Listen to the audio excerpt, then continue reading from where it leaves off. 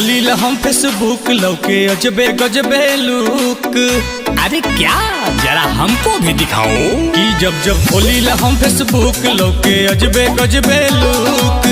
Number भी दूंगी खुद कॉल भी करूंगी, लव यू बोल के सुनाऊंगी। शेयर करो पोस्ट 5 लोगों को तो मैं पूरा खोल के दिखाऊंगी।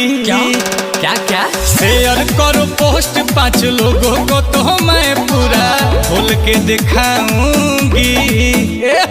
शेयर कराती है, पैसा कमाती है, कुछ भी दिखाती नहीं, मामू बनाती है। म्यूजिक बाय सतेंद्र जी। मामू बनाती है, मामू बनाती है, खोल के दिखाऊंगी।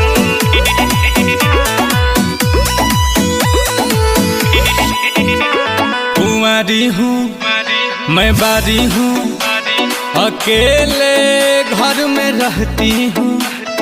तड़प रही है और मेरी जवानी, तन्हाई मैं सहती हूँ। बारी हूँ कुंवारी हूँ, अकेले घर में रहती हूँ। तड़प रही है मेरी जवानी, तन्हाई मैं सहती हूँ।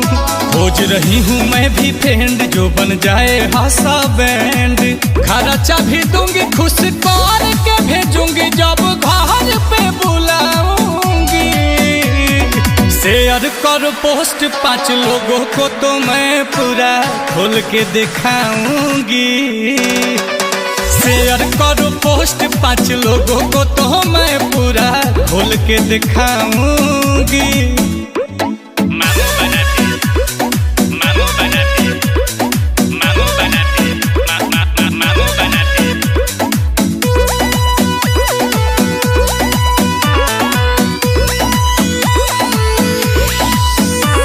दिल डोल रहा है, रस घोल रहा है, तुम टेंशन जो करते हो ये शेयर करो, मेरा केयर करो। क्यों ठंडी आहें भरते हो,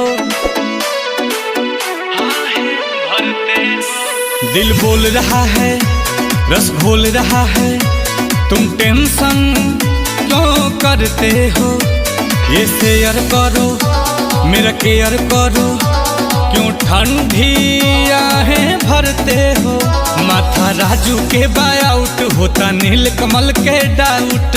लिखल बाटे बात काबू रखो जज्बात, पूरा रात बतियाऊंगी।